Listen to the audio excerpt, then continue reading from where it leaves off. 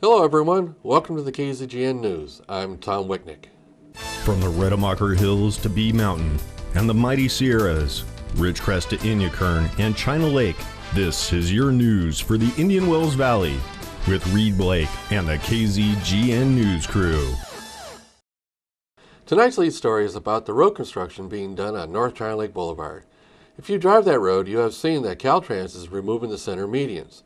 They will be replaced with new medians. KZGN has been contacted by a couple viewers asking why the city is doing this repair. This is a Caltrans project, not the city of Ridgecrest. Route 178 is a state highway comprised of Inyakern Road, North China Lake Boulevard, and East Ridgecrest Boulevard within the borders of the city. Again, these sections of roads are under the maintenance of Caltrans, the state of California. There are no city dollars going towards this project. However, the California Highway Patrol and the Ridgecrest Police Department enforce the speed limits on these roads. The Ridgecrest Police have lowered the speed limit to 25 miles per hour within the construction zone and is enforcing the reduced speed limits. This is to provide a safe work environment for the construction workers. Note that heavy equipment will be entering and exiting the construction areas as well. Along with this project, there is some effort by some in the city to encourage median art to support the city's branding of the petroglyph capital of the United States. Spring Hill Suites General Manager John Spurgeon has been leading the effort to get Caltrans to allow this median art to be placed in the medians. He made his presentation to the Ridgecrest Planning Commission at their special meeting last Thursday. He states that there are 18 art pieces planned, 17 on North China Lake Boulevard and 1 on East Ridgecrest Boulevard. While it has not been decided to what form the art would take, it has been suggested either stone statues or steel pieces could be purchased. An estimate for the statues would run approximately $125,000 for 25 statues. This conflicts with the presentation of desiring 18 pieces of art, but at $125,000 for 25 would work out to about $5,000 each. So 18 of them would be estimated at $90,000. Spurgeon is advocating the city to use the transit occupancy tax, or the TOT, that the city collects from people that stay in the Ridgecrest hotels and motels.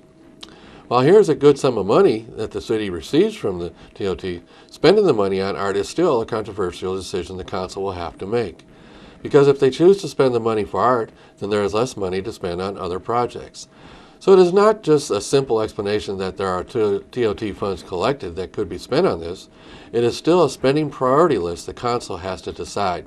To date, KZGN has not heard any comment from Caltrans about the idea of median art. And now today's stock market report. Market watchers believe we're in the 5th year of a bull market. But when it comes to prediction of the future market, most of the market believes we are due a market adjustment. But it is impossible to predict when and how much.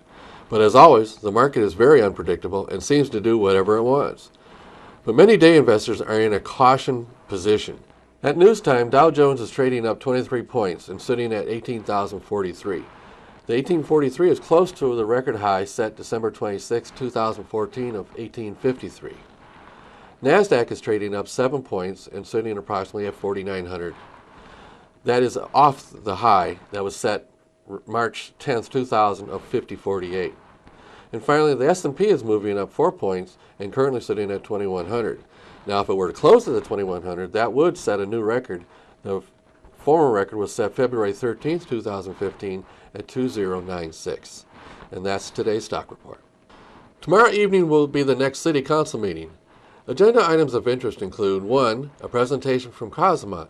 This is one of the companies that the last council awarded money to for economic development. It will be interesting to see what they have accomplished so far. 2. The city manager, Dennis Spear, will give a presentation for the funding of the Down Street widening project. 3. There will be a consideration of renaming the skate park in the name of former principal, councilman, and mayor Ron Carter.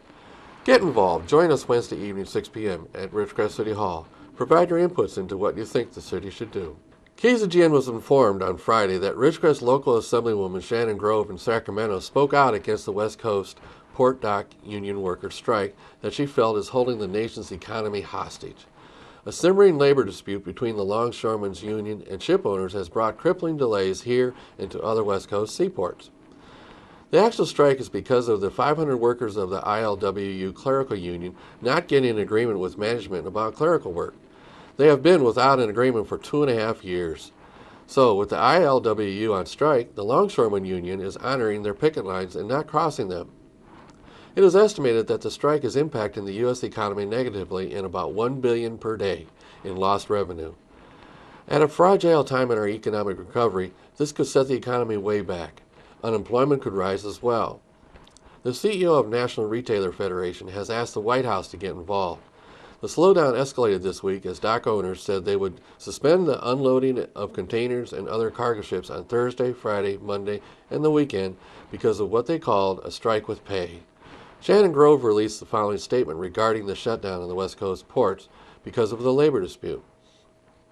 She says, the West Coast port shutdown threatens truckers, manufacturers, retailers, and anyone who produces anything in California, says Assemblywoman Shannon Grove. The shutdown is especially threatening to the jobs of 400,000 Californians in the agricultural industry who have already suffered terribly because of the water shortage. I doubt consumers have sympathy for these port workers with the International Longshore and Warehouse Union, who are willing to risk the nation's economy and livelihoods of so many hardworking Americans while complaining their employers not treating them fairly.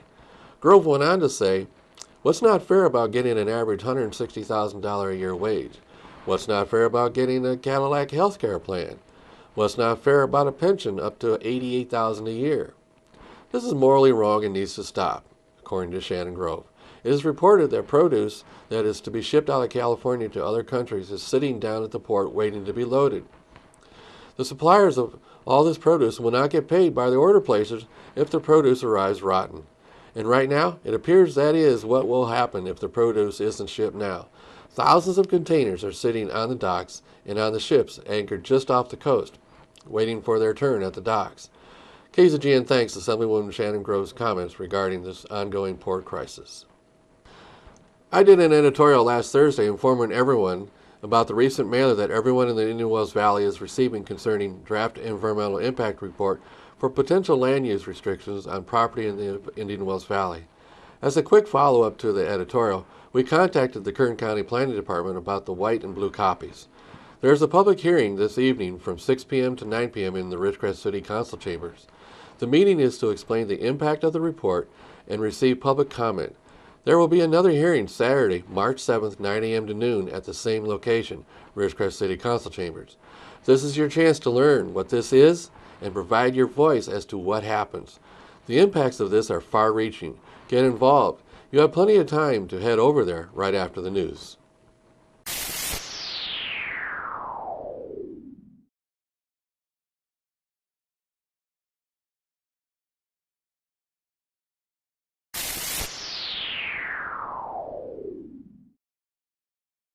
And now it's time for today's KZGN News Talking Points editorial.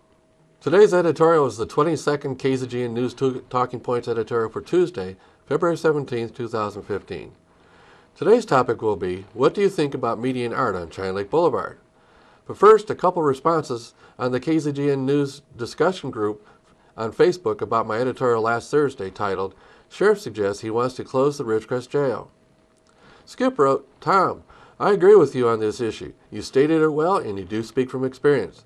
I think Sheriff Youngblood and Supervisor Gleason for not immediately speaking up against this have made a fatal error. Susie wrote, I read that Supervisor Gleason never heard about this until he received a call from constituents, which isn't right. He should have been informed when Chief Strand was. Well, Skip and Susie, I agree with both of you as well. The impacts of closing the sheriff-run jail within the city of Ridgecrest, with the expectation that it is okay to make his deputies and the Ridgecrest police officers drive 2-hour round trips taking prisoners to the Mojave jail is wrong. This puts Kern County, third largest city, at risk of further crime and longer response time for officers. And again, don't forget the city of Ridgecrest does pay the county about $300,000 a year specifically for jail services.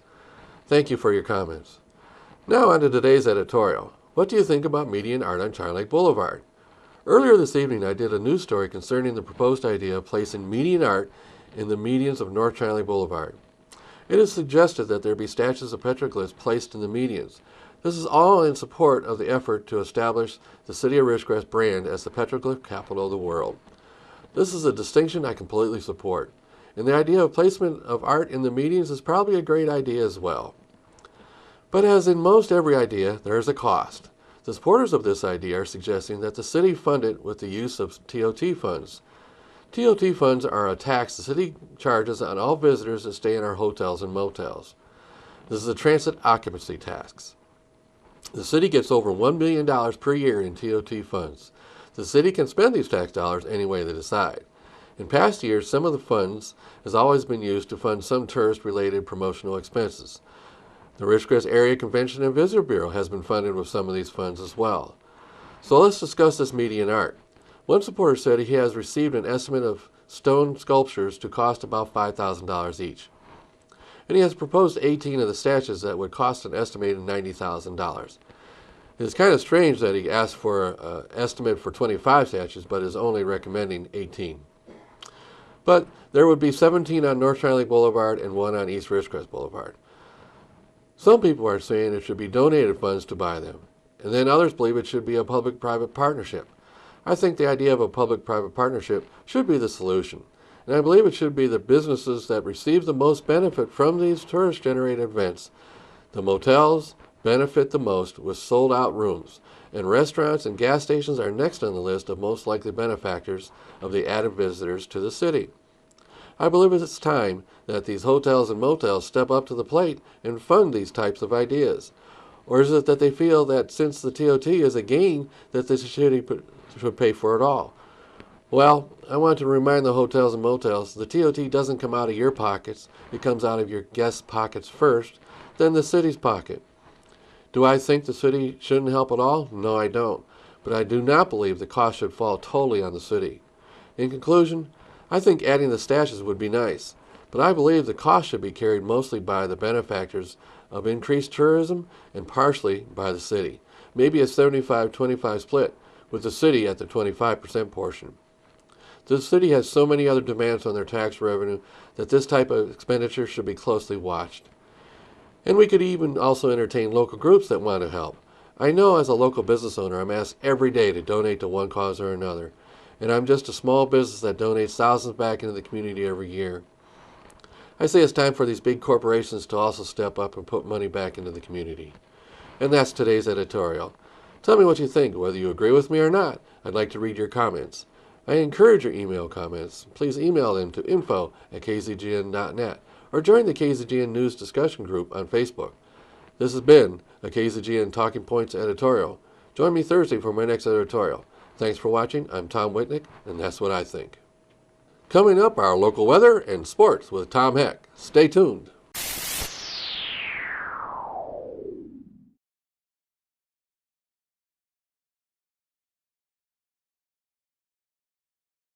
Welcome back, and now it's time for today's weather report.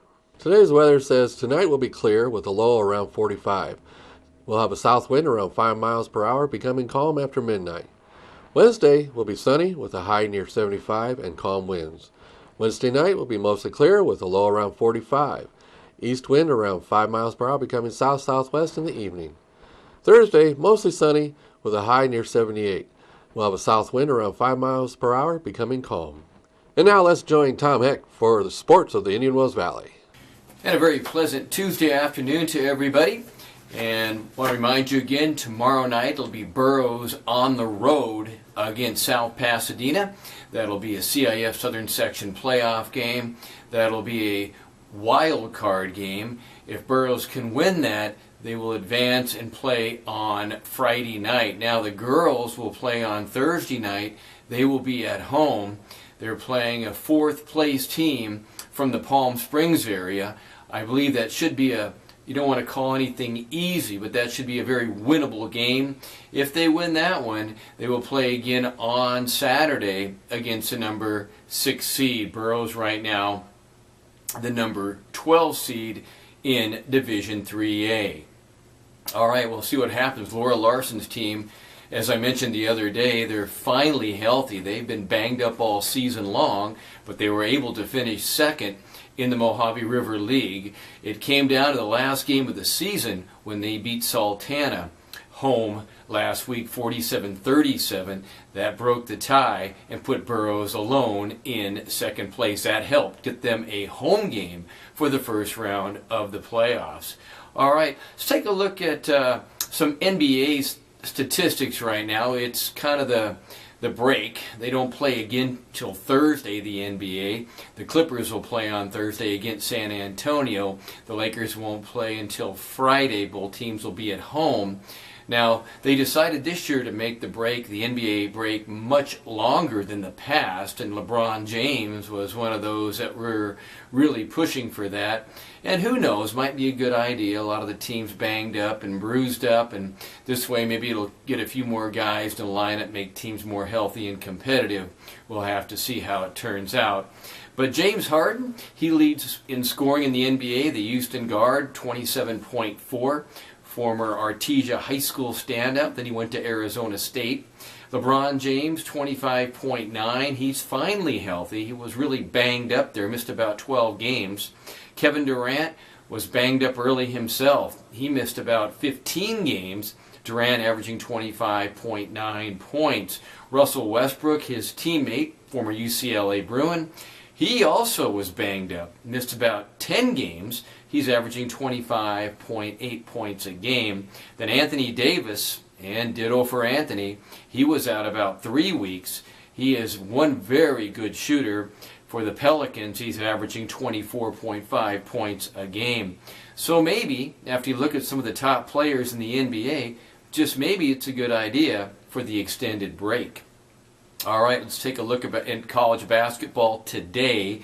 It was Miami over Boston College 89-86, and Utah defeats Cal 76-61.